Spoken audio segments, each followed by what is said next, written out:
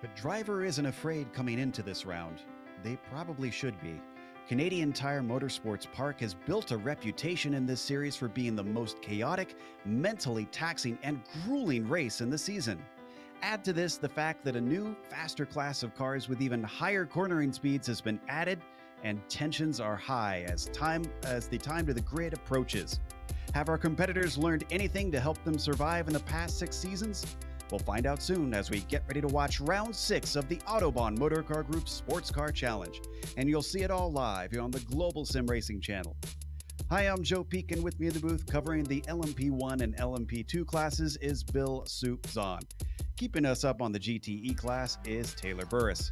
Behind the scenes is our director Sean Crackers Ambrose, and he's using cameras provided by Dougie Beard. Taylor, I feel like I need to mention it at least once every time we come here, but to me, this place is and always will be Mosport. Of course, and welcome everyone to Canada's home of motorsport, Canadian Tire Motorsports Park. Located in Bowmanville, Ontario, Canada, this track opened in 1961. This 10-turn, 2.4-mile or 3.9-kilometer track is just an amazing place. From the early days of hearing the screams of Formula One and the thunderous Can-Am, sports car racing has made its home here along with NASCAR. But here, we're going to be focused on this track with the LMP1s, 2, and GTE cars. And I'm looking forward to showing you guys, taking you on board for a GSRC lap guide.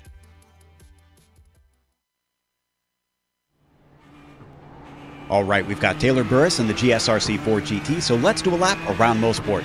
Down into turn 1. This is a surprisingly fast downhill right-hander. Very little passing happens into here unless someone makes a big mistake. From out of there, you'll immediately switch back and set up for Clayton. It's a blind entry with a huge drop in elevation, but you've got to trust that your car will stick. Try not to understeer off as you reach the end of it, and before you know it, you're coming up to Quebec. This corner opens up on the exit, which means you can get to the power much sooner than you'd expect. That'll be important considering it'll take you down to the heavy braking zone of Moss. But before you reach that, you've got turn 4, which is another one that will plunge a long ways down. The compression at the bottom of the hill means you can brake surprisingly late. Passes are difficult, but keep your eyes peeled just in case. It's a double apex through Moss, and the second one will be absolutely critical to your lap. That hairpin dumps you onto the Andretti Straight, which is the longest acceleration zone of the track. While the GTE cars don't give off that big of a slipstream, because this is an uphill climb, being able to carry momentum off the previous corner will make a huge difference. At the end of this is the S's, which begins with a swift, long right-hand sweeper. Grip can sometimes be found on the outside, which offers a chance to make a sneak attack into turn 9 when it switches back. Finally, there's White's Corner, where you want to avoid taking too much curb because it's significantly tall.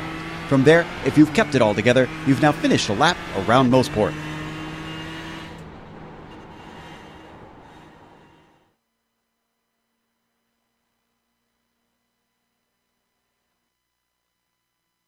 You thought that lap was quick in the GTE cars. Wait till you see it in the LMP2s and the LMP1s. Now, we said that we would have the drop week soon, but unfortunately it looks like we'll have to wait a little bit longer to really see how things get shaken up by that. In the meantime, we have Bill for the update on the points championship. Au contraire, here's what happened. The stat boys did the drop weeks, and then they calculated them, sent them over to the graphics guys, and the graphics guys put together. And I said, well, the official series don't have these in. And they said, well, we've done them, deal with it. So we're going to show you these with one drop race. So let's go ahead and look at the LMP1s. There's DeVries up on top. Now look at the little droplet down there. Those numbers next to that droplet are their biggest drop race. So you can see how that plays out. Pretty much it's not that big of a difference from the raw numbers. Tinsey, Andra down there in 3rd position. He falls out of the lead. McGralty. And then Jesse Lyons is back. Let's go ahead and look at the LMP2s. And this is where McGarvey, look at that. He's still got a cushion of 30 points. So even if something bad happens, he's got a nice large drop rate that he can get rid of.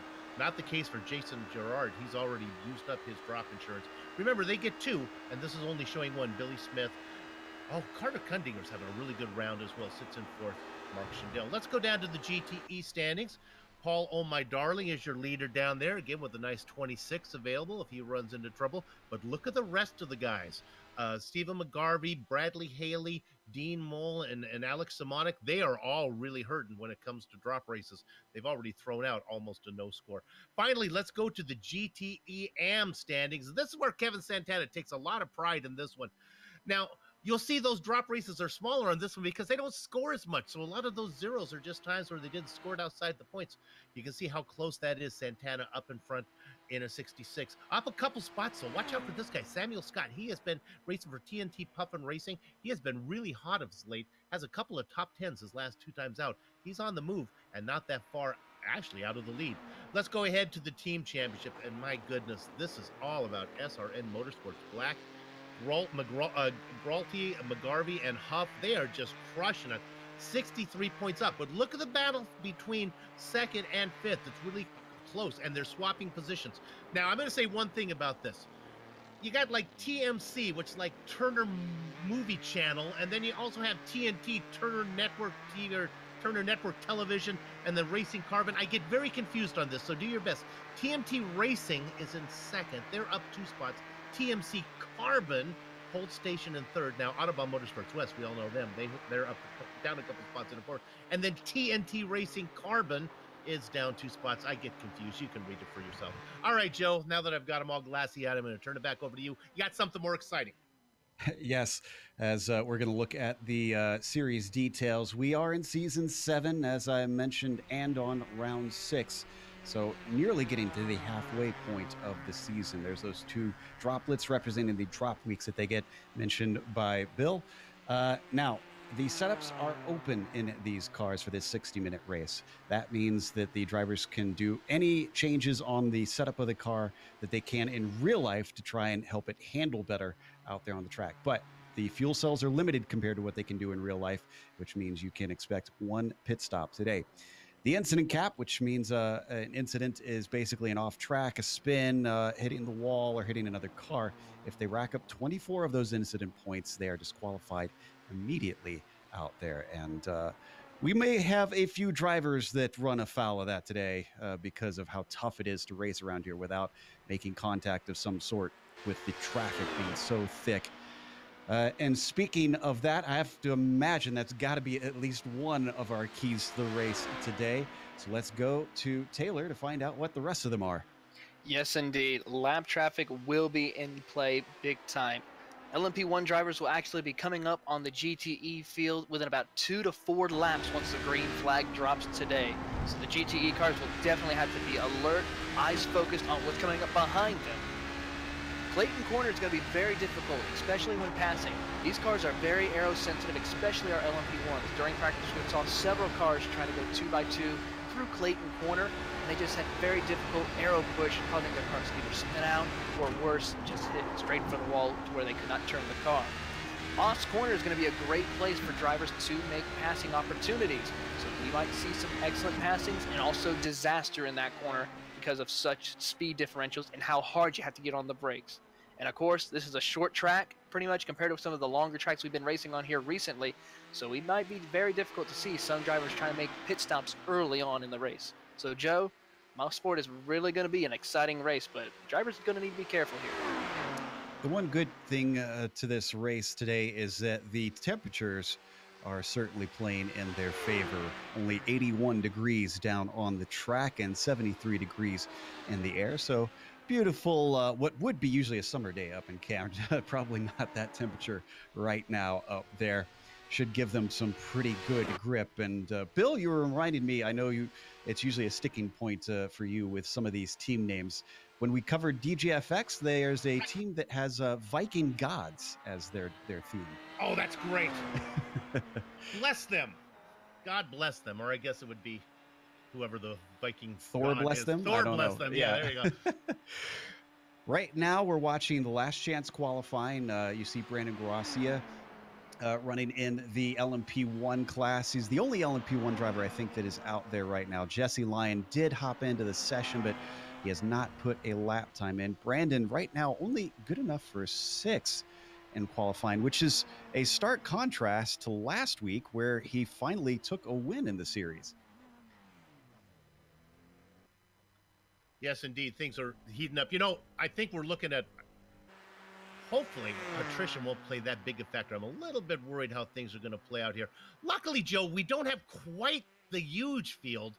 Still 35. That just goes to the health of the series, but little smaller than usual by maybe a handful of cars. Yeah, that'll play out well, and I wonder how much of that is some drivers deciding to take their drop week and not deal with the headache that is today. Eh, And now talking about the traffic and having to deal with that and how many cars are out there. Taylor, you said something about having to look into the mirrors. One thing that we did hear from the prototype drivers in the pre-race when they were discussing how is the best way to deal with all this traffic, they were telling the GTEs actually did not do that, to say just hold your line, don't race your mirror, and we'll make our way around you and be predictable. Yeah, that's one of the things a lot of smart GTE drivers will be doing, is making sure they just run their line, focus on the track, and the LMP1 cars are so fast enough they'll able to easily get by them, especially for the majority of this track. It's just due to the fact these LMP1 cars are so much more quicker, more able to dart around these GTE cars quicker compared to an LMP2 or another GTE car. So as long as these guys hold their line as best they can, it'll be quite fairly easy for these LMP1s to get by. One of the stories I've kind of noticing develop as the season has gone on, Bill, as we covered it last time when McGarvey took his first win. I'm trying to think, have we ever had a pair of brothers both be champions in a series before here on GSRC? Because I think that'll be a first. And honestly, McGarvey is looking like it in the LMP2s, just with the way that he's been so consistent. He's never finished off the podium this season. Yeah, that'd be great to have a pair of brothers do it. We're going to work our way up. We'll do brothers, then maybe get to cousins and end up with husband and wife. That would really be something special. But yeah, he has come along. Of course, Steven got the first championship, and now his brother has really been doing well. Although, is he, as I say that, is he here today? I don't see a McGarvey in my group. Looks like he's going to have to take one of those drop races. Yeah, indeed. He does not seem to be here today, so I spoke a little too soon. I should have checked. But no worries, because remember, I talked about it in the points, thanks to the Simon and Poindexter and then Andy and Jackson in the graphics department. They put that together. He has that big 30 points that he can earn. So no worries. Still in good shape. Yeah, like I said, never been off the podium so far. Here we ride on board with Mark Schindel, running his qualifying laps. Just under 3 minutes left. And there's still a lot of laps that they can rifle off in that time. Our LMP1s are doing sub 1 minute laps here in qualifying. Now, I only saw one driver manage that in practice. That was Robert Tinsey. It's a bit of a surprise considering how off the pace he's been in previous races. He's still been getting pretty decent results, which is why he's up in second right now in the points. Here's Mark Kudrowski right now in the GTE class, currently working his way around. So we'll see what Robert can do today. He's actually sitting second on the grid at the moment behind Jason DeVries. DeVries really has been the man to beat most recently, other than just missing out barely on the win last 2 weeks ago at Watkins Glen. Bradley Haley seems to be back on good form as well down in the GTEs. Taylor, he's currently sitting on the pole, and he's taking his lap here in the last chance qualifying. So I wonder if this bodes well for him. We'll have to find out. A 1 minute 11.98. That is practically flying around this course in a GTE car. So looking at the whole field right now, I mean, pretty much earlier on in the qualifying sessions, the whole field, the top 10 was separated by 1 second. So this field is going to be very competitive here in the GTE class. It's going to be very exciting to watch these cars battle it out. I know a lot of these teams are looking forward to running here. I know Giuliano, this is a home track for him, so he's looking forward to coming out here and putting on a good show for the home crowd. And with the 1 minute lap times for the fastest class, and maybe a minute and 15 for the back half of the slower class, that's a difference of 15 seconds when you're only looking at a 1 minute lap time. We're going to see lap traffic within 4 or 5 laps, I think. Yes, and probably sooner than that, since they're going to have a gap at the start. Yeah, it's about a 4, maybe 5 second gap between each class of fields. So we'll probably see it maybe in 2 laps. Yeah, it's going to be there quick. And there will be no rest for the weary, that's for sure. As Mark Kudrowski comes across for another lap. Just about 40-some seconds left on the clock. And they will be able to complete their hot laps. So if they can cross the line before those 40 seconds are over, they'll get at least one more in. TMC Carbon's Mark Schindel has managed to get himself up into 6th in class for the moment, but relatively small field for these LMP2s.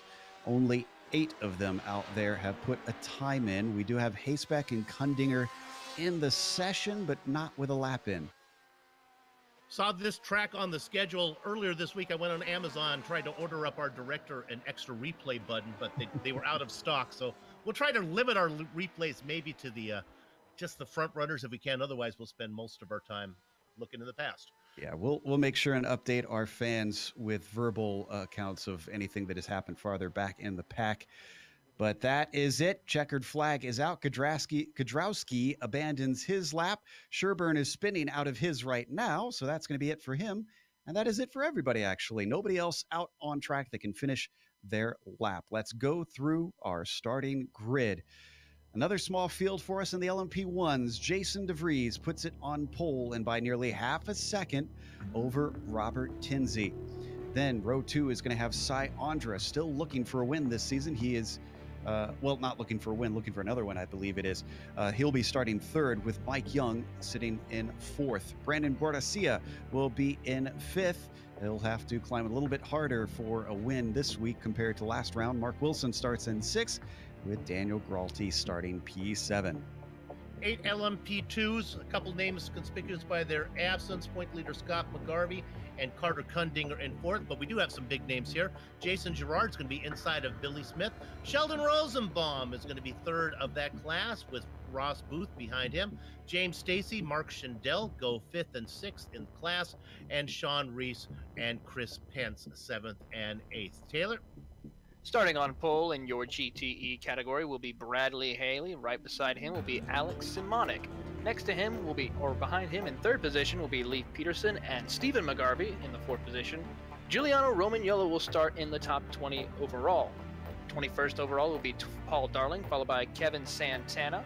He'll be doing quite well right here tonight, followed by Ryan Huff and Dave Hill. They'll be starting 27th and 28th overall. Dean Moll will be 28th overall, followed by Paul Lindsay, and 29th. Samuel Scott will round out your top 30. Shane Hunter will start in the 31st position, followed by Emmanuel Ijiri in 32nd. Sheldon Woloshin will start in 33rd overall, followed by Dale Green and Matt Owens, your top 35. Tim McLeish will start in 36th, followed by Mark Kradowski in 37th. Christopher Sherburne in 38th, and Robert Shalanka will start in 39th and did not get a time. That should be our field today. We'll see if some of those drivers who didn't put a lap time in elect to start or not. As wondering if they will, if they are intentionally trying to start from the back of the field, thinking it'll be a little bit safer there. So this feels a little bit less like betting on horse racing and more like playing Plinko. But Bill, who's your pick for today?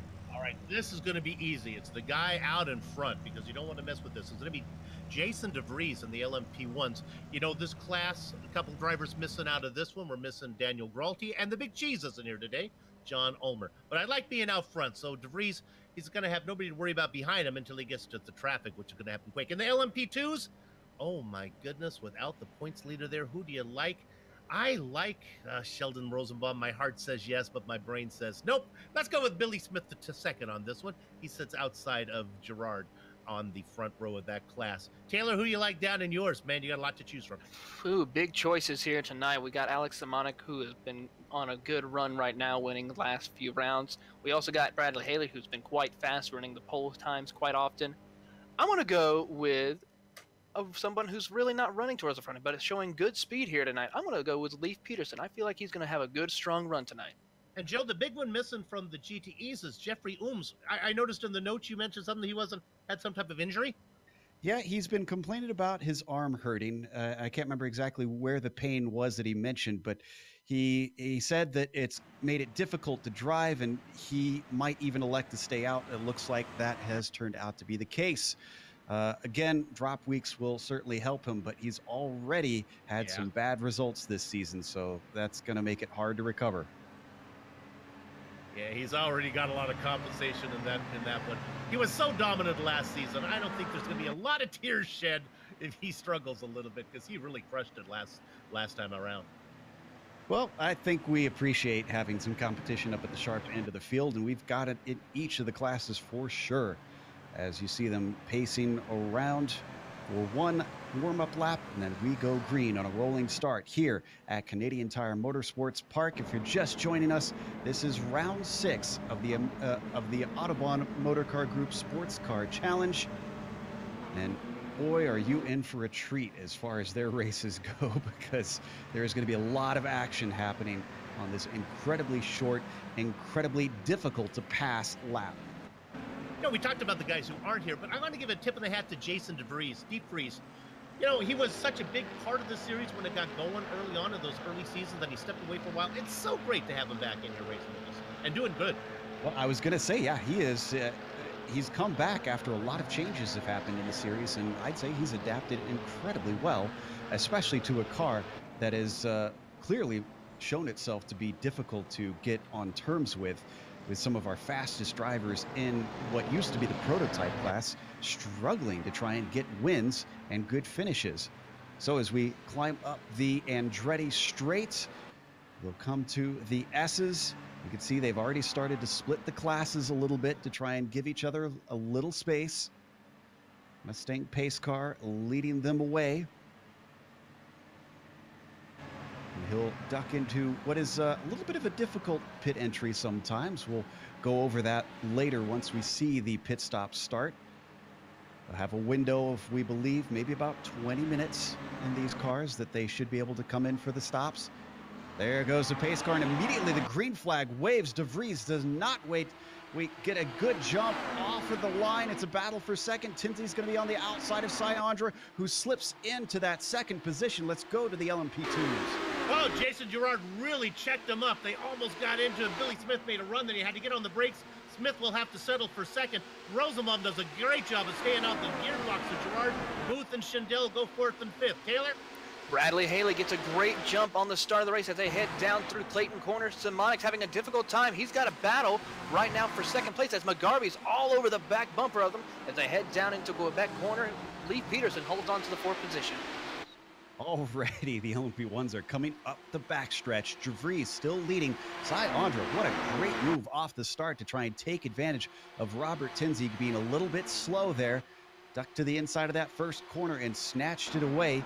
Mike Young is watching both of them before they finally get a break from the lead pack. That next car up, last round's winner, Brandon Garcia. So no real pass from the LMP1s down into the S's there, but there is a battle going on. 17th overall, Simonic being challenged by Stephen McGarvey. Simonic's trying to take his half out of the middle. McGarvey's going to have to wait as he hangs in 3rd position. Peterson, Darling back there looking on.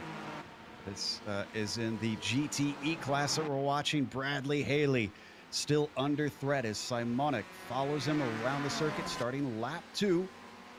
Stephen McGarvey not going to give up on this championship quite yet.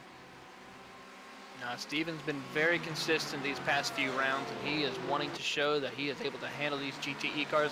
Yet to get a win so far this season, but I think that win is going to be very close. It looks like Simonic's got a great run off Quebec Corner. They make their way down towards Moss. Haley able to get a good run down towards the Moss Corner. They head down towards turn 5, up into Moss. Hard onto the brakes. Just got to be careful not to overshoot this corner. So easily to do that. Both of them get a great run as they take down towards the Andretti straight. This is a good time to utilize a little bit of drafting, get into the slipstream of the competitor in front of you. Try to close that gap as best he can. And I'm a little bit surprised as well, not just with McGarvey, but that Haley has yet to take his first win this season. Meanwhile, up in 6 in the LMP1s, we got a nice little fight between Wilson and Gralty. This is the tail end of the prototype field. Down into Moss they go. And then trying to power off this corner. A little wide at the apex from Mark Wilson. This is going to make him very susceptible. Daniel Gralty all over the back of him. But the Canadian stretches away. Mark Wilson's not going to let him have it this time. I think we're like Chicken Little claiming that the sky has fallen. This has been relatively clean. Well, they haven't caught traffic yet. And speak of the devil. Oh, we got an issue in Clayton Corner between Emmanuel Igeri and Shane Hunter. Emmanuel got a little bit loose through that corner and just lost it, collected Shane Hunter. Yep. They came up on the back of Dale Green, the LMP1s. Tinsey and Young almost got into it. And they're catching the car of Emmanuel Egere, who had that incident that we just mentioned. So they're not too far off catching the tail end of these GTE cars. They've already passed a few that have had issues. This is not only closed up between De Vries and Andra, but Tinsey and Young are very tight together. Yeah, they're coming up on Christopher Sherburne right now, the first car that they're going to put right now as they make their way down towards turns 9. Or actually, no, turn 8. Oof, and a bad spot for Sherburne to be in because Andra got held up on the entry. He'll get that back a little later, no doubt, because of the traffic now getting much thicker. They have certainly caught it. Let's go on board with our leader, De Vries, to see how he handles this mess of cars that he's coming upon. Goes around Ryan Huff, Sheldon Woloshin, swings to the outside of Matt Owens. Guy's got a little break before he gets up to Tim McLeish. Yeah, just a little one, because he is moving so much faster. You can see from the onboard just how quickly he comes upon them. Going back to second position, though. This is Cy Andra. Here's Tinsey going through. Mike Young right behind him. Oh. And a spin. Scared him right off the track. That was Ryan Huff, who I think was a little bit offline. No contact, I don't believe. Just caught the grass and unfortunately went around. Poor Ryan trying his very best to make the car as skinny as he could. And with that, Tinsey has passed Andra. So move Robert Tinsey up into second place, Andra down to third. So you're saying Bob the Blade took advantage of traffic there and made that pass, all right? Yeah, stating the obvious. Let's stay live, though, with this one, because I think they are not done with the action as they continue to slice through the largest field, these GT cars. Samuel Scott next up for Tinsey here. He's getting held up slightly. Andra's able to catch up to him. Is this going to offer an opportunity? That also blocks up the car of Mike Young behind them. No moves made between those three.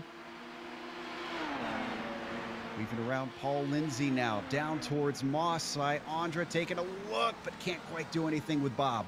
There's a spinner coming up. This is Paul Darling, who was trying to make room for no. De Vries. Trying to let De Vries go by again, put the left sides on the grass, came around. Darling's been having pretty consistent results this season. This is going to make it tough to try and come back. He's going to have to focus on keeping a whole car for the rest of this race if he wants to gain any of those spots. Meanwhile, Beck got a battle for the lead in those GTE cars. Yes, indeed. Simonic got really close as they closing the gap coming out of Whiting's. They make their way down into turn 1, though. So Haley was able to get a good run off and pull away, making their way up to Clayton. Let's see what they're able to do. They have to worry about the LMP2, LMP1 traffic coming up through right now. They got a little bit of a break before they have to worry about that. But up towards Canada, Quebec corner, Haley gets a little bit too wide off there. Corner entry. He's got to be careful. That brought Simonic right up closer, but it makes it go. Nice recovery, and is able to continue on. Yeah, and I can say, as you were calling that behind them, I was watching Tinsey. He nearly got into the back of Stephen McGarvey. He is in a hustle to try and get away from Mike Young right now, who has now gotten past Cy Andra. Actually, did something happen to Andra? Oh, Andra's in the pits. Did we miss an incident with Cy? He's had horrible luck with getting into trouble. In fact, yeah, he had to take a tow because he was on his lid a little over a minute ago. This was in turn 8. Let's see if we can find it. We might have to go back a little bit here because it was over 60 seconds ago. I think he just got a little bit wide. Have to go a little bit farther back, it looks like, because it looks like he's already in the pits. Here we go. It'll be at the end of the end. Oh, maybe not.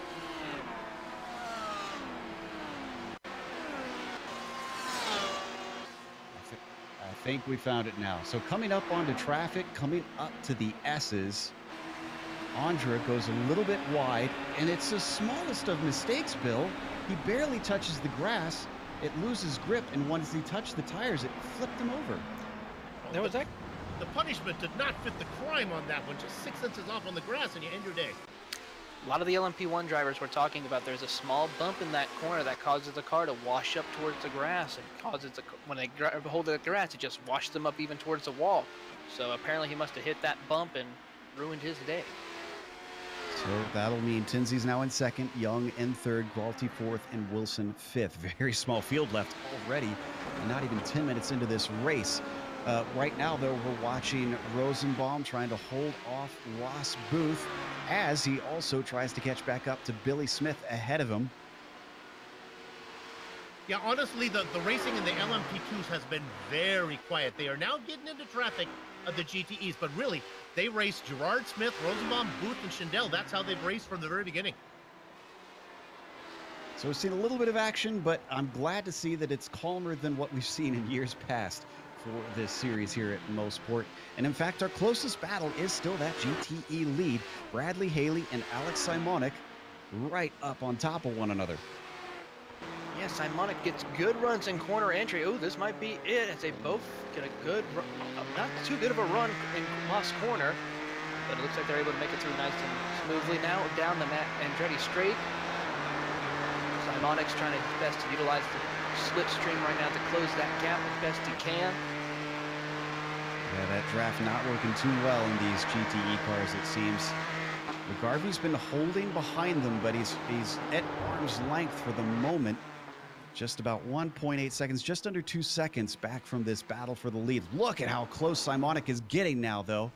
He had a great run out of the wide corner, so he's going to try to utilize to get a good run into turn one. Pretty much turn one, you can go in the fourth gear flat out, and then try to your best to hold your line, get up a nice opportunity to set up for Clayton corner, try to hug that inside line, not let it wash up too much, and set up that great run into Canada Quebec corner. To get a good run, peeks his nose underneath. Nope, not close enough to make a pass, and he sets up for turn four and into Moss. Go to Tinsey right now. He just got in it with the J-Ray. Wow.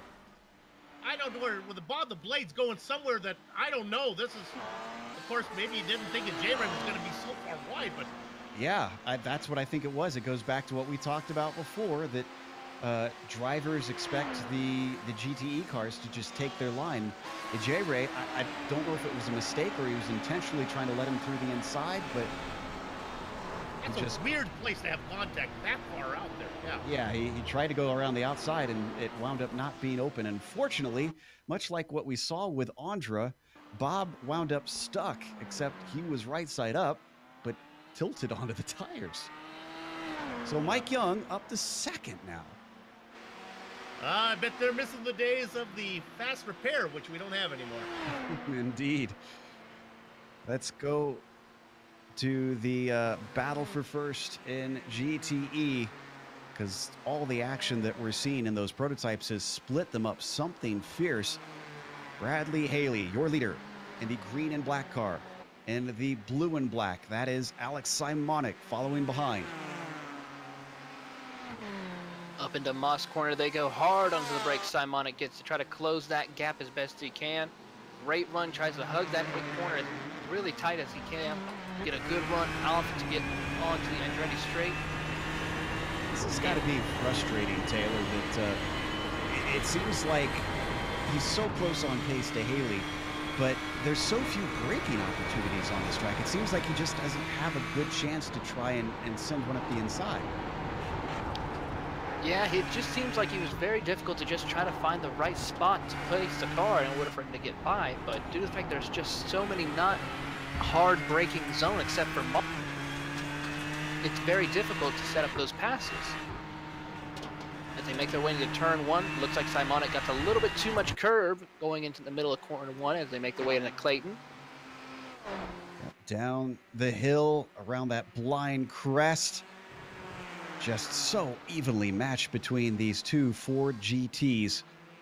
Wondering if it'll take traffic to really give an opportunity to Alex to maybe sneak one away. So let's see, where is the traffic actually? Well, coming just now. I think it's coming from behind, actually. It's where it's going to be as our leader in absolutely. LMP2.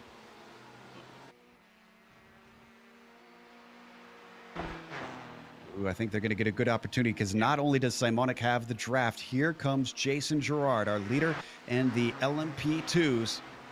Defensive move from Haley. He's going to look to the outside. Ooh, Down it. This is going to be bad. 3 wide. No. Oh, Chase. Ooh, contact almost between the two leaders. Somehow they all get through there. Simonic is able to sneak by, and Bradley Haley still has the lead, but I think there was the slightest bit of contact. There was a small bit of contact, but I don't know what Gerard was thinking. Try to go 3 wide into turn 8. That you don't do that with this kind of racing going on, especially for the battle for the lead in another class. You got a 2-second gap back to Billy Smith. I says, come on, Jason, you can wait on this one. Now, speaking of Smith, Smith gets around Simonic, and now he's got Haley. This is going to go a little easier for Smith, I think. They're getting a lot of the LMP class. Here's and I'm a DeVries too. Yeah, both prototype classes. Here we go. Here's the pass. I think we're going to have a pass for the lead right here. Simonic dives, follows DeVries into Moss. Now they're side by side. It's going to be a drag race down the Andretti straightaway. Yeah, and I think Haley's not going to give this one up easily. Poor Sheldon Rosenbaum's going to have to split the middle.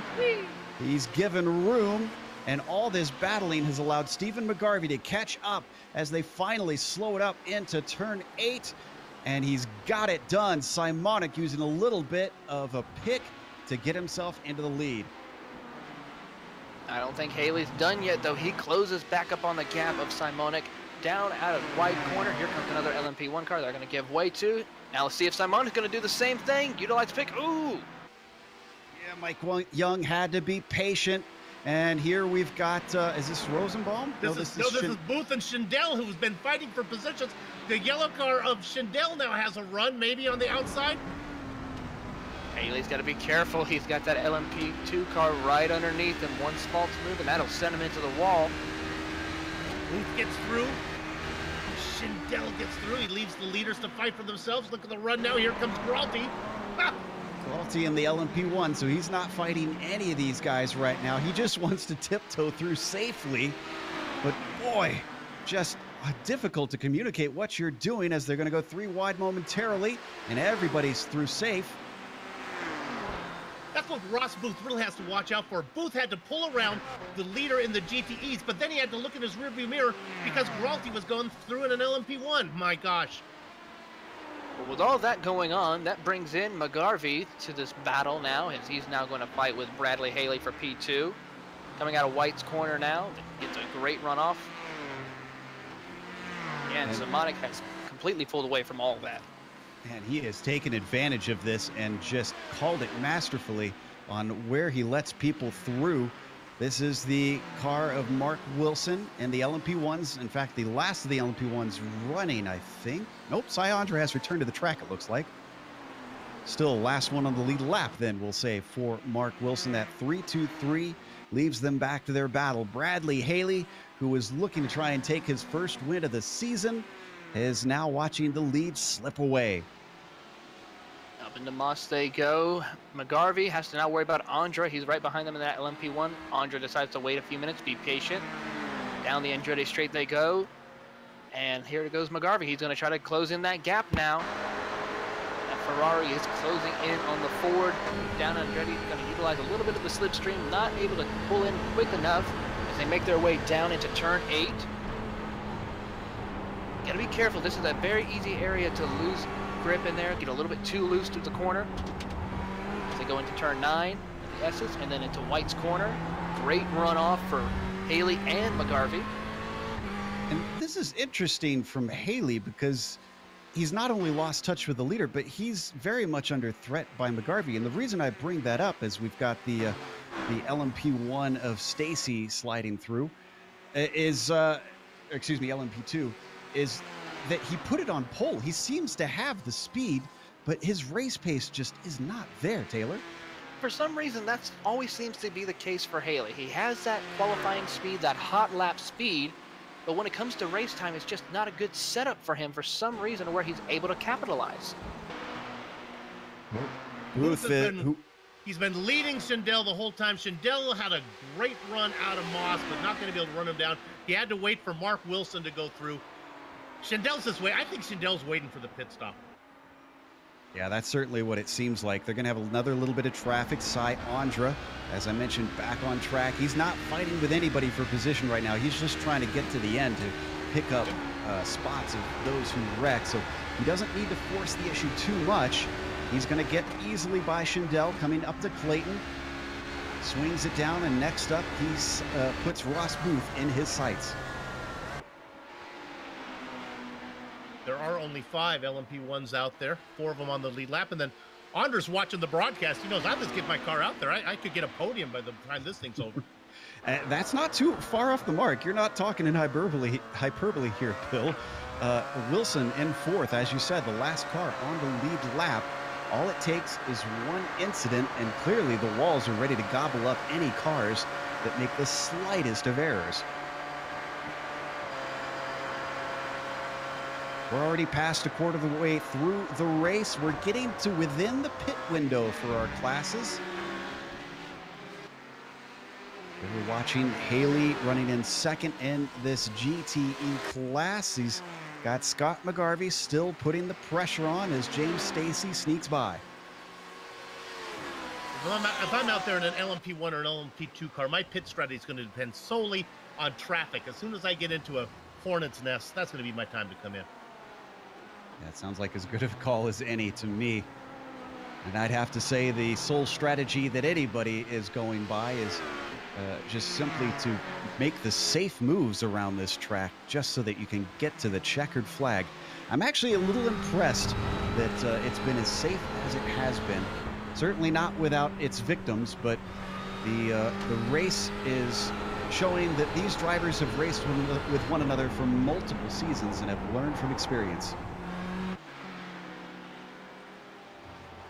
Leif Peterson and Giuliano Romagnolo have been battling for the P4 position in GTE. Romagnolo's been a little bit faster that time by, running a 14.11 compared to Peterson's 14.51. As they go up to Moss corner, hard on the brakes Romagnolo gets. Peterson gets a little bit wide out of corner in the middle of Moss corner. Down the Andretti straight, they're now making their way down. Here comes one of the LMP1 cars, our LMP1 leader. Peterson, remember, yeah, he's 3rd in the grid behind Haley and Simonic. Pretty out-qualified McGarvey and Romagnolo and Darling. Nice job. Yeah, excellent job. Excellent run right now for Peterson. He's holding on to the 4th position, holding off Romagnolo, and just doing an excellent job to make their way up to White's corner. Yep, that Porsche going to complete another lap, chasing by its fellow Porsche, Romagnolo, who has jumped himself over to some of the other series here on the Global SimRacing Channel, proving he's fast just about anywhere you stick him. Now coming down the hill, 38 minutes left to go, and just being held at arm's length from Leif Peterson in this 4th position, who is so fast in the warm-up. See if he can do anything with his race pace, maybe with strategy, to jump himself up to challenge for a potential win.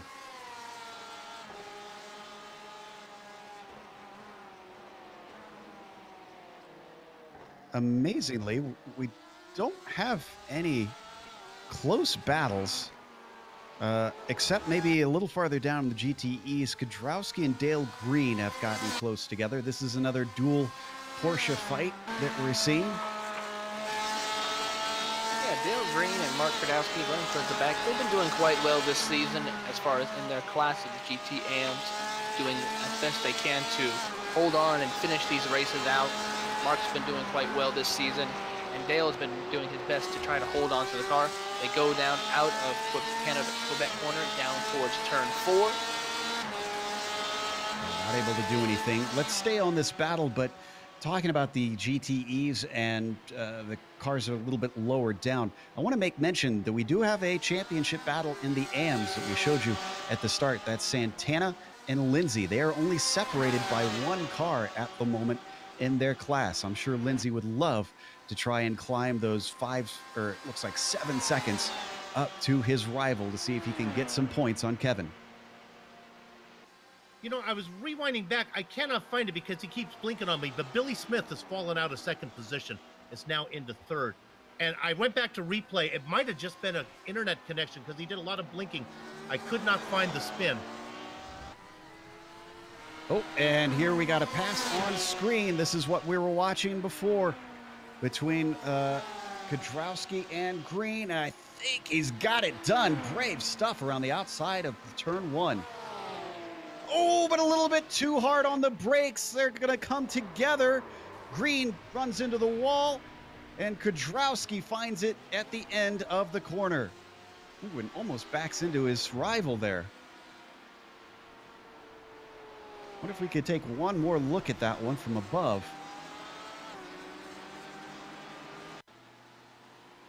This all started with a bad exit out of whites for Kudrowski. He fended him off. And then just almost looked like he got a little loose there, Taylor, on the entry to Clayton. That's really what happened. It looked like on my camera angles, showing that he just got really loose and was unable to save the car, had to check up. Dale Green had nowhere to go and got into the back. Well, the bad news for Kudrowski is that 944 took a little bit of damage. He was understeering badly, ran into the wall again. He is now in the pits. Green continues on in 13th. I'd like to go to 6th overall when we get a chance. This is Sheldon Rosenbaum. He's got Billy Smith behind him. Now, Billy Smith, is that car going off? That is Christopher Sherberg. Smith was racing in 2nd, had an issue that I couldn't find. He's worked his way back up behind Rosenbaum now, has a good run. I think he's going to be able to make this pass down to 8th. Look at Rosenbaum take that defensive line. You, Mr. Smith, are going to have to wait. Oh, yeah. Pick a line, Sheldon. I was going to say, looks like he might not want to wait. And this is a battle for 2nd in these P2s, we should mention. As Rosenbaum, who seems to run well here. I just saw Cyandra do an excellent save. I'm going to cut away to Jason Girard, the leader in this class. Just happened as we're talking, maybe 15 seconds. I thought he was going in the wall. What a great save from Girard. I think this was down, I think it was Moss where this happened. I could be wrong. Car gets off. Well, he was just coming through Clayton, so it might have been farther back. He might have been a little rewound there, Bill. I thought I caught it live. I killed the director. My apologies.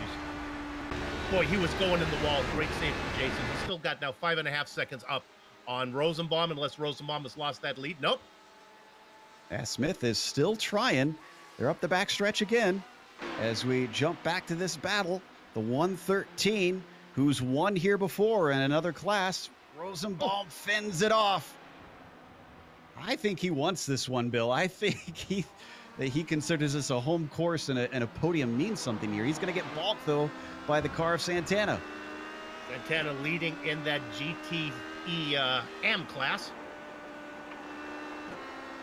Down through turn 1, Sheldon Rosenbaum not offering really any good opening for Billy Smith. He's been on a run of 2 horrible races as he runs wide out of Clayton and collects the car back together. But Billy Smith trying to turn his momentum around to see if he can get back to the top step of the podium. Yeah, Roman Yolo pitting after he got a little bit off course out of Moss. Hit the wall a little bit, so he has decided to come into pit road a little bit early by the looks of it. He's well within the pit window as we jump back to that battle for 2nd in LMP2s. Up onto the backstretch, the Andretti straightaway. Rosenbaum just seems to get the gun off the corner. Oh, and he catches Dean Mole at an absolute horrible time. He's able to slide inside without losing the position, but it brings Billy Smith right under his rear wing one more time. And now this is Leif Peterson. This is going to go easy, I think. Let's see if Billy Smith can get there as well. I think he should have time. Nope. He's going to have to wait. Swings and roundabouts with traffic here at Mosport. That gives the gap back to Rosenbaum. And we got another Schindel in the LMP2s is in the pits. This is a big stop because Schindel and Booth were in that fight for a long time. Schindel had been following him, so this is important. Yeah, I have a feeling this could have a big effect on that battle between those two as we watch him peel out of the pits and continue on just about shy of our halfway mark. Don't think we should see any fuel problems here like we've seen in some of the other circuits. It may be fast around here, but I believe there's a lot of lifting in some of these fast corners. No, if they have fuel problems, it's just from being greedy and not staying long enough. Ooh, and Billy Smith, we didn't see it on screen, but Smith had just caught up to Rosenbaum, and more traffic in the form of Stephen McGarvey this time put him out, cost him an opportunity. Let's take a look at the onboard from that. This was maybe about 40 seconds ago.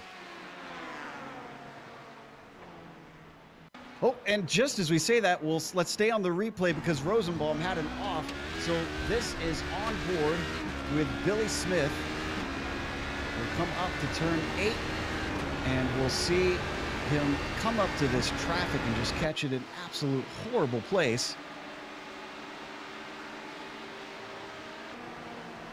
Starts to gain on Rosenbaum, thinks he has an opportunity, and that GTE car has to try and get to the apex at some point. Unfortunately cost him. Now watch Rosenbaum coming down into Clayton, just a driver error on the part of this black and blue car. Tries to weave his way through traffic. A little bit too wide in the grass. Wow, what a save that was, though. That car should have been going into the wall. Leaders in. Again, I got a report. We were looking at that. Billy Smith has disappeared. I think he's having internet connections. He's gone. Well, I hope he has internet connections. It's the lack of them that he... Yeah, well... Maybe an alien abduction? I don't know what happened, but he's not here at the... He's not on. All right, we're watching DeVries take his scheduled stop. That'll hand the lead over to Mike Young momentarily. And amazingly, Mark Wilson so far behind, he has not been able to catch DeVries and pass him in the stops, who's back out. In fact, Wilson is in for his. Gralty, Booth and Rosenbaum back at it. This is for second currently in LMP2s. Rosenbaum coming back through, going to try to take it away down into turn 8.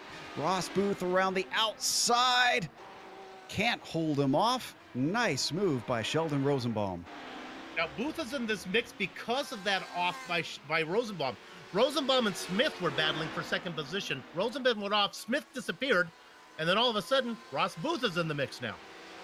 Remember, Sheldon Rosenbaum has a career win in this series. At this very track, Mike Young now comes in, the last of our LMP1s to take his stop. This will hand it back over to Jason DeVries.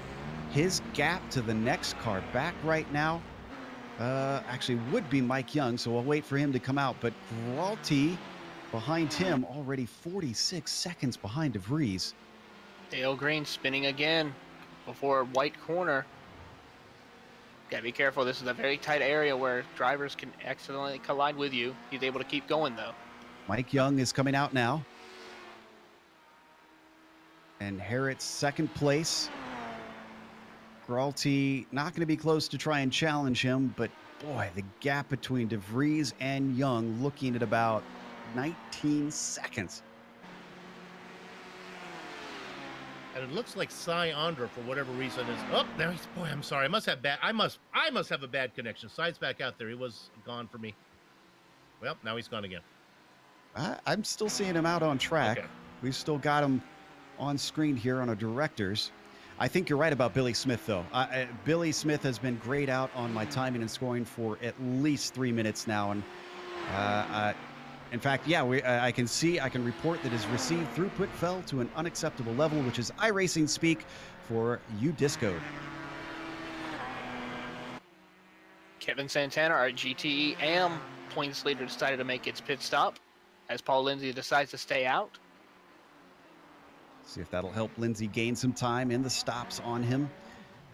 We are past the halfway point here. Still waiting on a lot of our drivers to come in for stops. In fact, just about everybody in our LMP2 we are waiting on. And I can report that Billy Smith is coming back on track now, but 4 laps down, actually 2 laps down from his class leader. Bradley Haley had an off in Moss corner. Oh, wasn't he our leader? No, He was no, excuse me. second place. That Yeah, moves Simonic was- McGarvey up into. Sorry, go ahead. That moves McGarvey up into second place. But it looked like Haley just messed up into Moss corner, just overdrove into the corner and just lost it.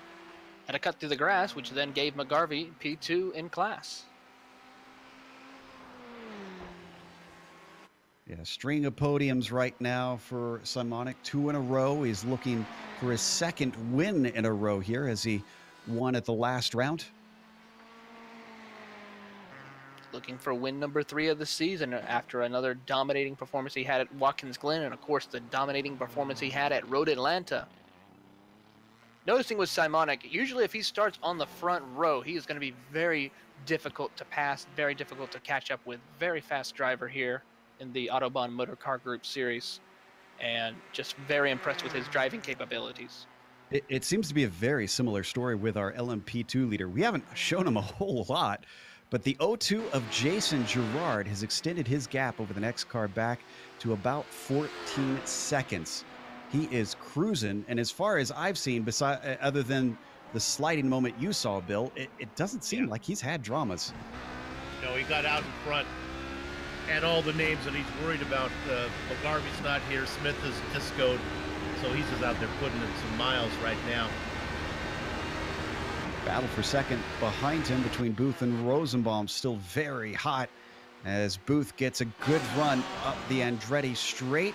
Is he going to have an opportunity up into turn 8? That's the question. They'll let the LMP1 car of Cy Andra by, still looking to regain his laps.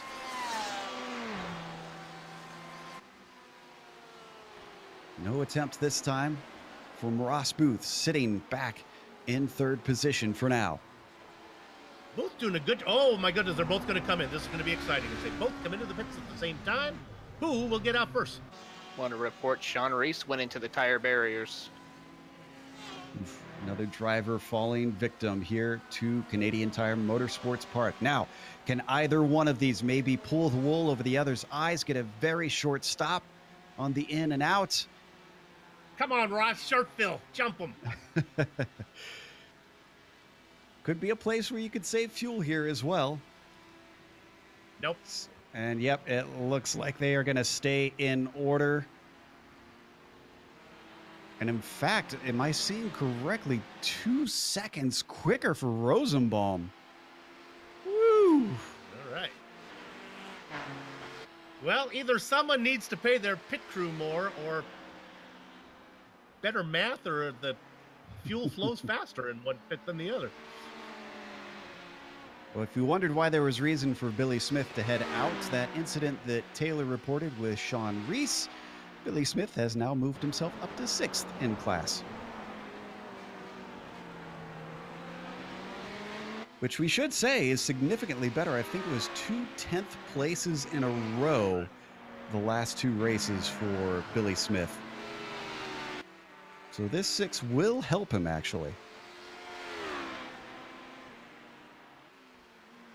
All right, we've seen most of our LMP2s take their stops because Girard is just coming out now. In fact, I think that's all of them. We're waiting on the GTE cars to take their stops, and we'll run you through the top 5 of each of our classes. Thank goodness we still have 5 left in our top 2 classes as it is. Taylor, can you talk to your guys in the GTE and get them to pit on time? I don't think they're going to listen to me on that. I think they're still going to continue racing out there. It's like Thanksgiving, and there's always those guys who don't come on time, and you have to hold up dinner. If they... Did we just see a pass on screen, though? Are we looking... Ooh, we got Leif Peterson in. Oh. Leif Peterson also spinning in Quebec or Clayton Corner. He hit the wall hard.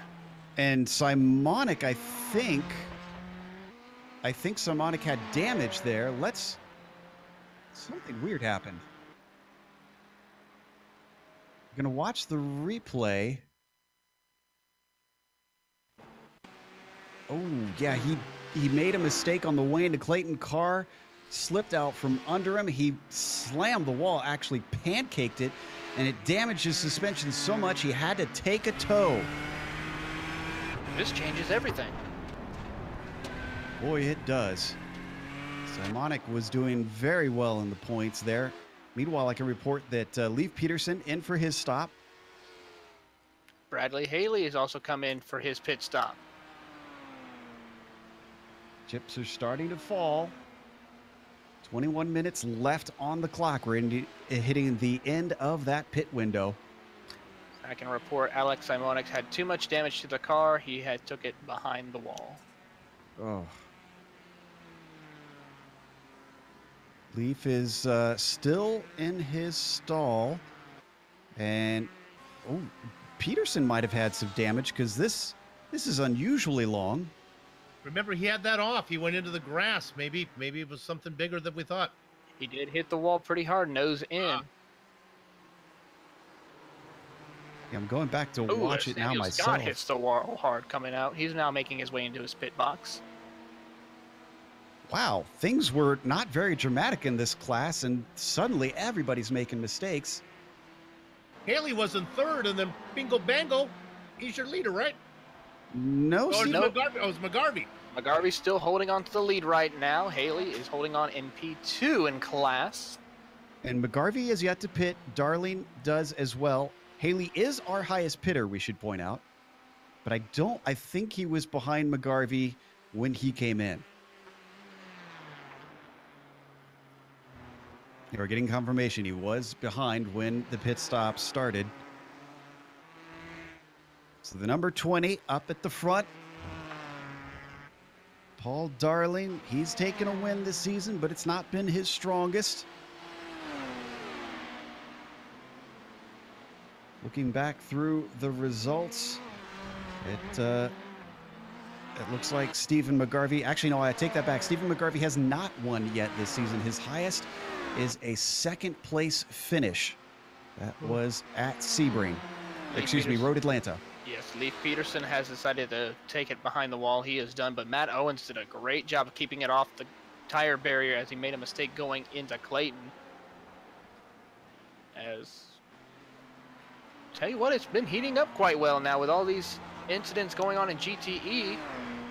It's now making some new faces come up to the top of the top five. Tim McLeish is now in fourth position, and Kevin Sandana following in fifth.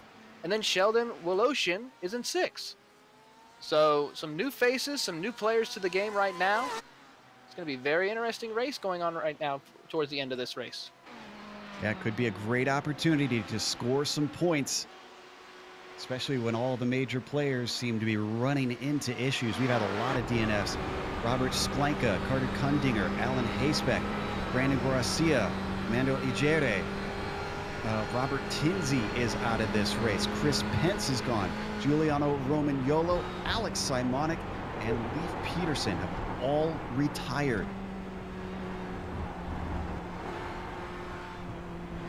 All right, looks like McLeish taking his stop. Only a few more drivers in these GT cars yet to take their scheduled pit stop. Haley is 28 seconds behind McGarvey. I don't know what the bogey time is to get in and out, but it'll be close. Seeing about 30 seconds that you lose, and now we'll get it's going to be very close because Stephen McGarvey is in now. Bradley Haley having a little bit of traffic to deal with. Should be easy as we watch Stephen McGarvey. Paul Darling saw him hit his stall. All right, that should be the last of ours besides Woloshin. Here comes Haley now. He's coming into turn 10 of Whiting. Corner, he gets a great run off, and he will now probably inherit the lead. McGarvey's moving. It's going to be incredibly close. He's trying to get his speed up. Bradley Haley swinging around the outside, just gets him. Wow.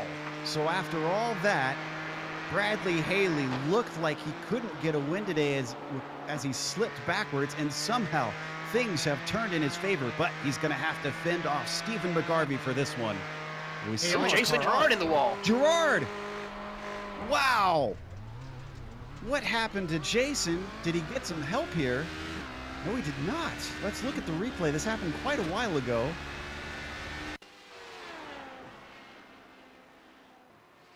Let's see, this is coming through the S's. This will happen a little bit farther. It's after Quebec, so we'll stay on this for just a little bit longer. Comes down through turn 1. No dramas there.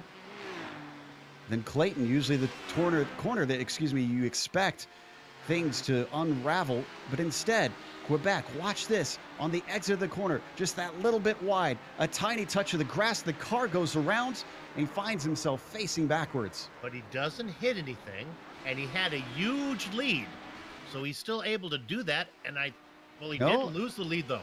Guess who is leading, Bill?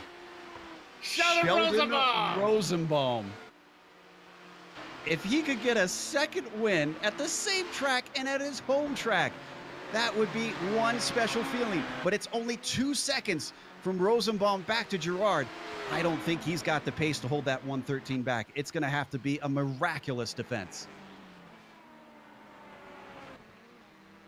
Meanwhile, in the GTEs, out of mouse corner they go. It is going to be Stephen McGarvey all over the back bumper of Bradley Haley. Bradley Haley's been making a few small mistakes, which allows McGarvey to reel him in bit by bit. He's got a great run down the Andretti straight. Looks to the outside as they make their way into turn 8. Down into the S's. Defending the inside, but if he could hold this, no, he chops him off at turn 9. Stephen McGarvey just does not have anything for him this time. Oh, but look at the run off the corner. Going to go 3 wide as we've got Mark Wilson sliding inside there. Bradley Haley has the apex down into turn 1. And that's Rosenbaum. Oh, as this is another battle for the lead. Girard, he's going to be in a hurry. He's not going to want to give up time. Finally finds his way through.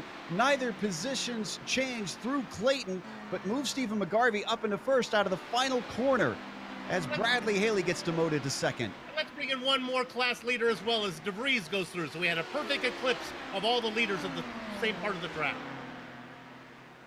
That's more than an eclipse. That's a horoscope as all the planets align. Wow, so the battle's not over yet. Jason Girard sticking to the rear wing of Sheldon Rosenbaum, the home boy here at Canadian Tire Motorsports Park. And ahead of them, behind them, the battle for the GTE lead. Bradley Haley slipping backwards from Stephen McGarvey. Had a good pit stop, but just can't seem to hold on. We're right on board with Jason Girard. Little wheels off into the grass there for Sheldon Rosenbaum. I've already seen Rosenbaum play defense while fending off other cars. He knows how to do it. He comes up behind Dave Hill now. Gonna go on the outside. Following him through is Girard. Oh, Girard's on the attack now, though. Defensive move down into Quebec for Sheldon Rosenbaum. They've got another car coming up. This is James Stacy. He lets them through. Then they've got Shane Hunter ahead of them. Should be able to get them easily on the backstretch. This might be the longest 13 minutes and 20 seconds of Sheldon Rosenbaum's life as Girard is all over him. Around Hunter. Up to the top of the hill, into turn 8. Girard still stalking him. Can't quite find a way by yet. Is he biding his time? Is he going to get aggressive here at the end? They have nobody in front of them for a long while. It is just a straight battle for a while now. And as soon as I say that, they've got Sheldon Woloshin, who comes out of the pits right as they come into Clayton. This might be Girard's time here if he can just wait, get a good run out of Moss, make the pass down into 8. Let's see if he does it this time. Watch the line the Rosenbaum takes. He's not going to make it easy. It's taken longer than I thought. I wonder if maybe he got a little damage from that spin when he clattered over the curbs. Hey, come on, don't sell Sheldon short. Sheldon's got pace, baby. Hold him off. Watch this defensive line now he's going to take. Yeah, but we got to add some drama. We got to think that maybe there is hope for the Canadian to win at his home track. He is closing in quickly. Jason Girard backs out by the time they get to the corner. Doesn't attack this time. They're starting to come up to McLeish. Just watching over the shoulder of Jason Girard to complete another lap. 11 minutes to go now. Now, I've watched Rosenbaum play defense, and you better have... Haley, go ahead. Haley was able to recover spinning in turn 8 in the S's. Didn't lose a position. Oh, and Sheldon Rosenbaum. Oh, no. Did it himself. Now, he might have had a little help going around from Girard, but that was only because Rosenbaum was halfway spun as he was trying to get off the gas around Tim McLeish. Yep, this you'll see. The car got light on him with that Porsche exactly where he didn't need. And as the car starts to go, Girard thought he saw a gap, but it disappeared. Oh, and we understand there was, as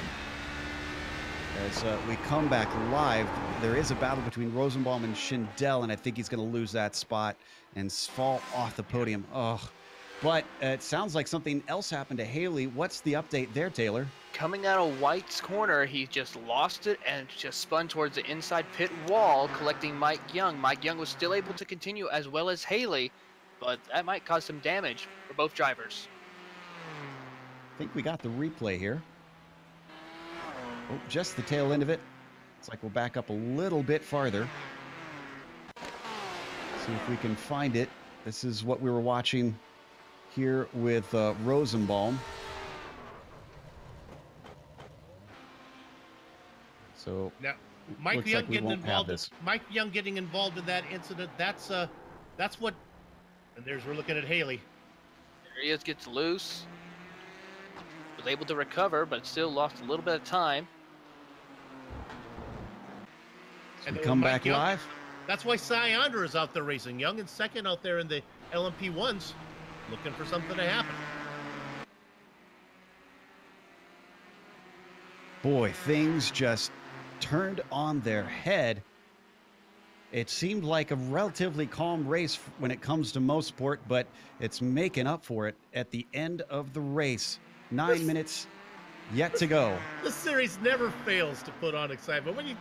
It's impossible for it to have a dull event, man. Stuff just happens. Certainly does. The unpredictable is the norm here at Autobahn as we watch McGarvey circulating around in the lead. When was his last win here in this class? Don't believe he's taken one this season. Indeed, he has not. I think I said before the highest was a second place. With 10 seconds on Bradley Haley, he is looking like it's going to take a big error or some horrible moments with traffic for for Bradley to catch him. Haley's probably more worried about Paul Darling, only 2 seconds back. De Vries, haven't paid that much attention to him since the start, leading by 40 seconds over Mike Young. In fact, that LMP1 class is very, very split apart. Mike Young has another 14 seconds back to Gralty, and it's another 12 back to Mark Wilson.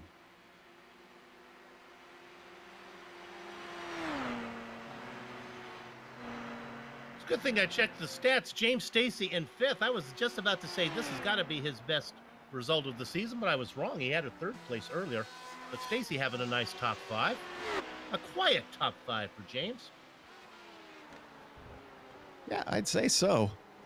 Usually we don't report on him a whole lot, but... And actually, it's a fourth, isn't it? As he's gotten around Rosenbaum now. You're right.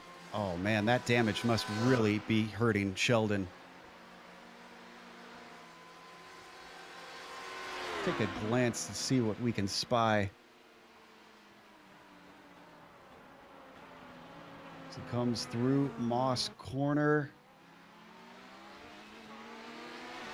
He must not have hit any of the arrow too hard as they go 3 wide there down the backstretch, because There's nothing really visible from our cameras. Oh, that is such a disappointment for the Canadian. Chance at a win slipping through his fingers here today.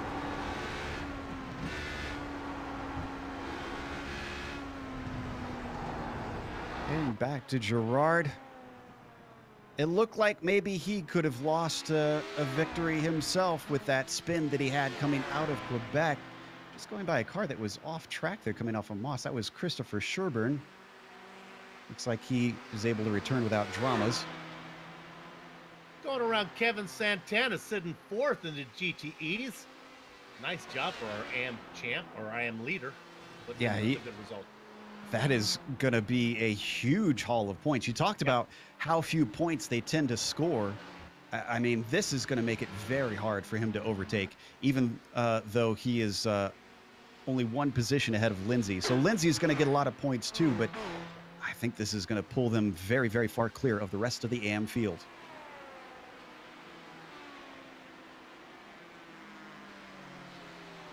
This really is a news. Sheldon Woloshin has had another spin. We don't need to go there. And there's nobody to overtake him. He's the last car of the LMP2s running at this point now. But it did put him between Haley and Darling. I guess Darling still has hopes of getting to Haley. It's 1.7 seconds. Yeah, Darling is within sight of Haley. He's been closing in a little bit by little bit. This time, he's coming. Last time by, Haley was a little bit faster to come out towards the S's, turn 9, and into White's corner. Guessing this is going to be a little too late for Paul Darling, as he's now stuck behind Woloshin. Is Woloshin going to stay to the outside, let him through? Nope. He is going to stick to the racing line. So whatever Paul Darling could have gained is going back away again.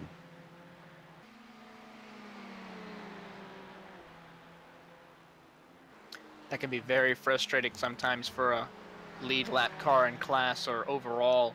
You're wanting to get by and that lap car does not want to just get out of the way properly. Of course, you wanted them those lap cars to do it safely, but still it can be very frustrating for those, especially when you're battling for position. Finally let him through. You can see the gap up to 2 seconds between Darling and Haley now. As they climb up the Andretti straight. Still not over. Bradley Haley could himself run into traffic, could find himself caught up. Very few cars left on track now that I look at it, though. DeVries has 4 minutes to try to get to Gralty, who's about, I guess, like 4 seconds up on him. And he'll have lapped everybody except Mike Young. I think we've got all of 26 cars left out there on track at the moment, out of 38 starters. Nearly a third of the field. Dave Hill is our last car running. I think he'll earn a Dory Award today. He's 5 laps down from the overall leader, and as well, he's about a lap down from his lead car in the GTE class.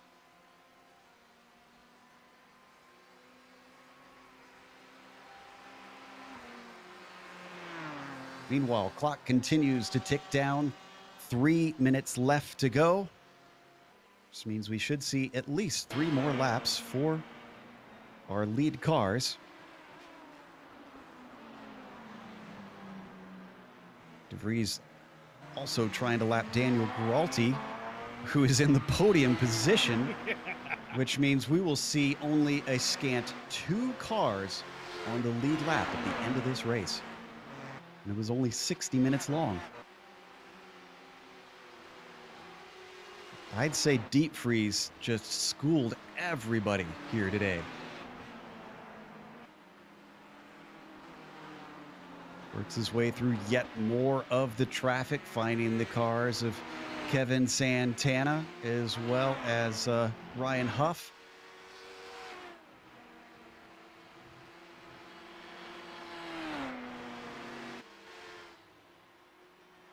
Now, was Ross Booth close to Gerard before? About It's only 4 about seconds. 3 Okay. seconds. Knocked a little bit off. Gerard is just minding the gap right now. And of course, Gerard's car has been in the grass, so maybe this is maybe a little bit undercarriage, but I think he's in good shape. He's knocked off, and I'm talking about Booth, about a second, but we're running out of time. Yeah, I think it'll take just a horrible piece of traffic for Jason Gerard to be caught by Booth. And even then, the old saying goes, it's one thing to catch a driver, it's another to pass them. And I don't think Jason Gerard is going to give this one up easily. Jason DeVries coming up to the penultimate lap right now. He crosses the line. 2 to go for Deep Freeze, the number 19. Has won multiple races so far this season. He managed a win at Road America. He managed a win at I believe Road Atlanta as well. Yes, Road Atlanta. You know, the next car on the, well, DeVries has a couple cars, but he's not that far behind Mike Young. My goodness. To lap the entire field. I don't think he can quite get there No, in time. not You gonna can see there in the background, way down the straight, is where Jason DeVries is. But there is literally one car on the track between them. That's Shane Hunter. Where Jason DeVries was on the pole. And since then, he has not looked back, because as the white flag comes out, it's just one more lap. He could almost run out of fuel and limp to the line here with this 58-second gap over Mike Young. A small hiccup in Watkins Glen meant that he took a second place 2 weeks ago. But today, he is making right that mistake. He is showing his dominance here in the LMP1 class. He's going to get by our lead car in the GTEs of Stephen McGarvey. Going to give us a nice, succinct finish here, because up ahead of them is Jason Gerard, and actually he's not going to be able to get Jason. I don't think he's going to get to Jason. I'm not so sure Jason is happy about that, as the gap continues to close between him and Booth. If this is a fuel issue, and Gerard could has be. to go around one extra lap. But our overall leader is coming to the line. Jason DeVries takes the win in LMP1. Stephen McGarvey follows him across to take the win in GTE for his first win of the season. All right, Jason, you got to bring this around. You got 2.4 seconds. You're going that extra lap.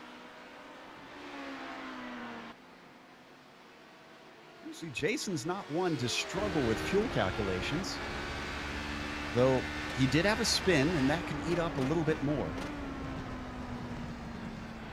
His pit stop time was 15.9, 17.2 for Booth, so Booth took lots of petrol.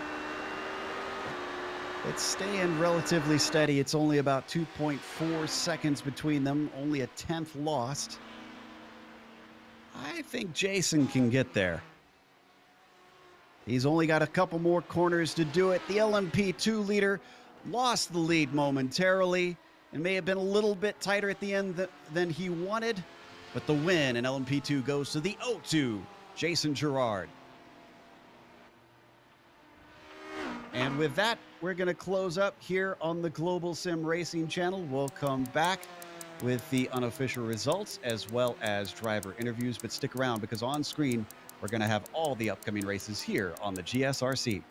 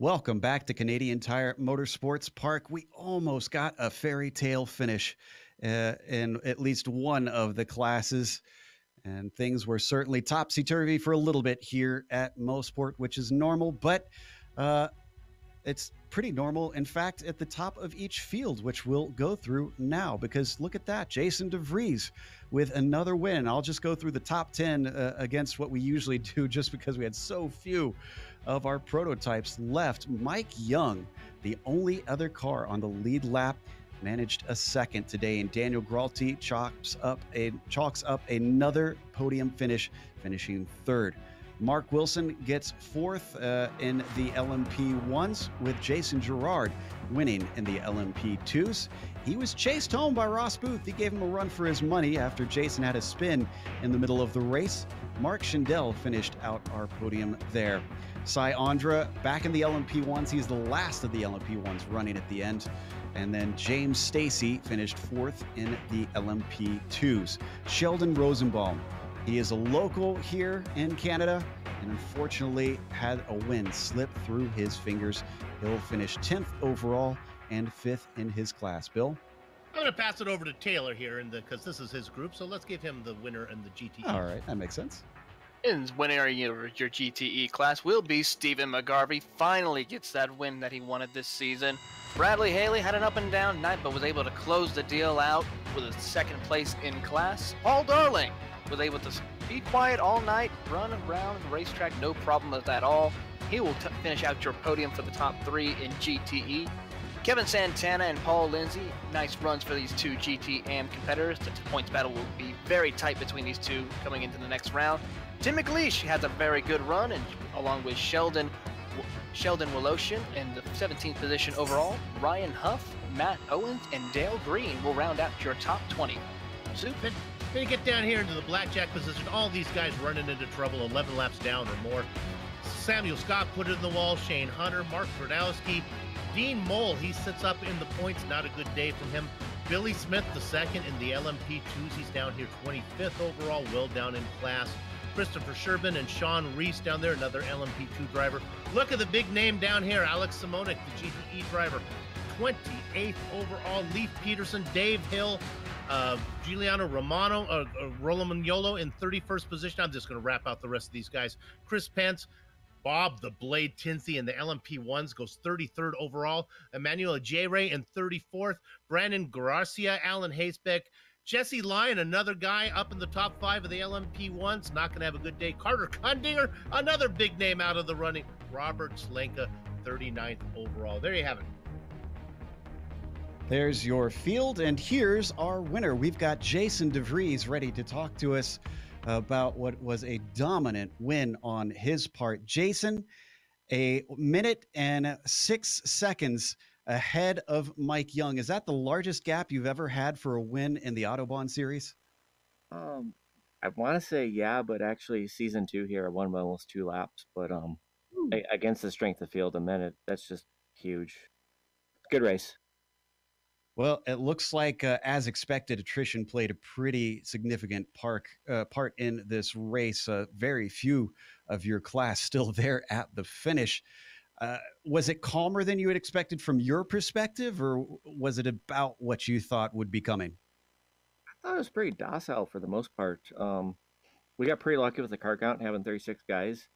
So when I caught groups of cars, I didn't really catch that big cluster where we couldn't go anywhere. So every time I caught the slower cars, there was a place to go. I could just pass them, and there was really no big deal after that. And I thought everyone behaved really good out there. I mean, that was a phenomenal race in terms of driving with 3 different classes of cars.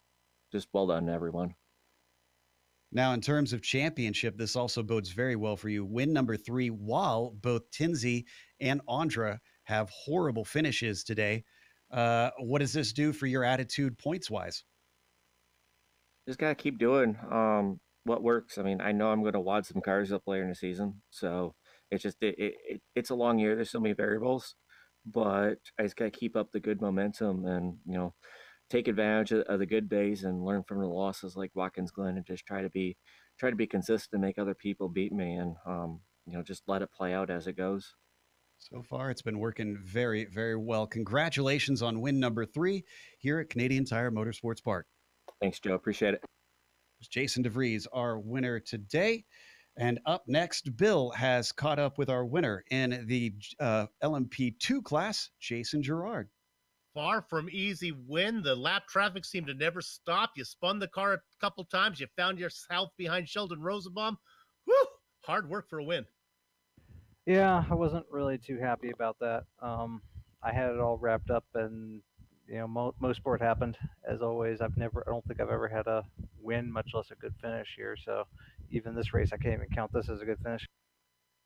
Yeah, was the car okay after all those issues? I saw you almost lose it once. Then the other spin that you had, no damage. I didn't have any damage until I ran in the back of a GTE car with like 7 minutes left and was down on the top end. Outside that, it seemed like most of the contacts I had were just minor contact, no damage. That maybe accounts why Ross Booth had us interested there as he kept that gap. I thought maybe you were just managing it, but you were down on top speed, huh? Near the end. Yeah, I was. I had to make a few aggressive moves in traffic. I apologized for it afterwards. I was in a bit of a hurry. Well, you're not driving to the store for milk. Hey, congratulations on the win. And with the no-shows and the problems to the competitors are going to help you in the standings. I just want to say one more thing. My man, Stephen McGarvey, says thanks to all of his fans. Unfortunately, he can't be here today, but he thanks all of his fans, and he's very happy about the win. Okay, there you go. Thanks a lot. That's Jason Gerard speaking for himself and for our winner in the GTEs as well. Indeed. Unfortunate we couldn't have Stephen, of course, his teammate to Jason. We do, however, have second place, Bradley Haley, ready to talk to Taylor. We're here with Bradley Haley. And Bradley, you've had quite a up and down night. Why don't you tell us a little bit more detail about what happened to you? We noticed you went off in Moss. What happened to the car there? Well, yeah, which time? It was crazy with the traffic, and then I just got out of rhythm a couple times, and you let off the brake a little bit too early, and the rear end comes around, or at least it was coming around on me. So there's a couple just mental mistakes. Understood. Now, do you think that if you were able to not make those mistakes, you might have been able to pull off that win? I know Alex Simonek had a couple of close battles with you early on in the race, and you were fighting him quite hard. But after that incident where you were able to pull away, were you able to be able to go toe-to-toe with McGarvey? Yeah, I thought I had. We both had similar pace after, after I had that little spin, and I just didn't seem to get the ball never bounced my way with traffic. It seemed like I kept getting pushed out, or for whatever reason I kept messing up in traffic, and then he'd close in, and then I had another mistake, and I thought, okay, well, I'll pit early, and I came out and was able to get him in the pit, so I was pretty stoked about that. And then I just gave it back to him and made a mistake. He drove phenomenally. He didn't make any mistakes that I saw, and at Mosport, that's what you got to do. Yes, indeed, you do. Well, we look forward to seeing you in 2 weeks at Interlagos. So, hopefully, how do you feel about that track? Oh man, the GT is very new. The only car I ever drove prior to that was the GT3 car. So there'll be lots of practice. It's a fun, tight little course. So yeah, we'll it'll be another Mosport a little bit longer. All right. Well, thank you for stopping by, Bradley. And second place, good job for you. All right, take care, guys. Thanks. That was our second place driver in the GTE class. We also have second place in the LMP1s, Mike Young, who managed to scalp a second place when all of his competitors around him seemed to fall by the wayside. But it wasn't smooth sailing for you the whole way, Mike. The driver we were just talking to, Bradley Haley, seemed to have a little bit of a run-in with you at the end. Oh, yeah, we gave each other a little handshake on the front straight there. Did that make you scare you at all to think that you might lose this second place, or did you feel like you could still run away with this considering how big the gaps were? Yeah, it was hard to tell what was going on out there. So I really didn't know how big the gaps were. I knew Jason was, pretty far up the road, but I didn't really know what was going on behind me. So yeah, the damage I got from that incident was probably 3 or 4 seconds a lap. So yeah, I was really trying to get the lap times back out of it, but I also had a little bit of little pressure to keep the fuel above zero. So it was an interesting finish of the race for me. Was the lap that you heard your spotter say you're in second place, was that just sort of a, well, that's Mosport moment for you? Yeah, I think everybody kind of came into the race knowing it was going to be pretty crazy.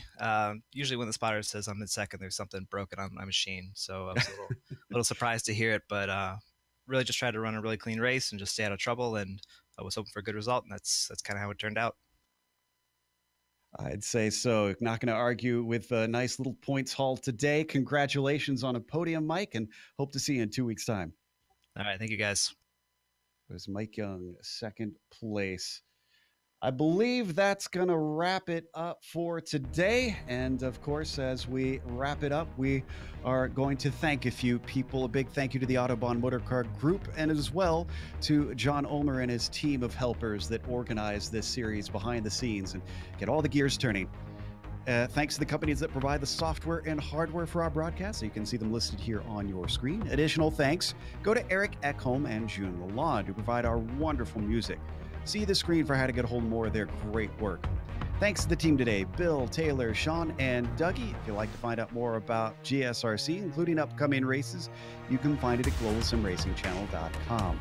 You can also check us out on social media on Twitter. We're on Twitter at GSR Channel, Facebook at Global Sim Racing Channel, and Instagram at GSRC_Graham. Don't forget, head on over to our YouTube page and hit that big red subscribe button as well so that you don't miss a moment here on the GSRC. The next race will be the last one of the American side of this championship, and it will go to South America for it, to Interlagos. That'll be Monday, October 29th, 9:15 p.m. Eastern. We also have upcoming races for other series listed on the screen, so check those out and mark them down on your calendar. Until next time, race clean, race hard. See you on the track.